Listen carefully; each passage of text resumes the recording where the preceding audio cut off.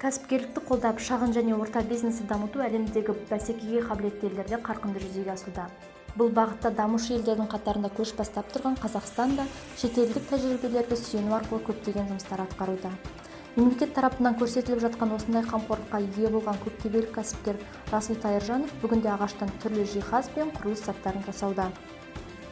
Әке көрген оқ жонар деген нақылды ұстанған Расул әке жолын қуып кәсібінің жемісін көріп отыр. Вот это вот балясины, это предназначено для лестницы. В первую очередь мы его квадратно вырезаем, потом на токарном станке все вырезается, фигуры, все шлифуется, полируется. Если есть изъяны, шпаклюется специальной шпаклевкой по дереву. Ну, как вот это все, готовность приходит, потом мы его красим, даем цвет. Какой вот клиент заказывает, такой цвет даем. Этот цвет, например, для лестницы, там, ну, по интерьеру вот этот вид дает. Самое интересное. Вот это дерево у нас сосна, привезенное с России. В Казахстане у нас там, ну, берется в основном из России.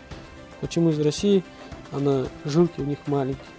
Для этого и такие вот используются. Сушеный, хороший лес. Кәсіп заман талабына сай өзгеріп, дамып отыру тиіс деген Расул Тайыржанұлы алдағы уақытта да өндіріс көлемін ұлғайтпақ ниетте. Ол үшін ағаш өңдеумен айналысатын автоматтандырылған жаңа құрылғылар алуды жоспарлап отыр.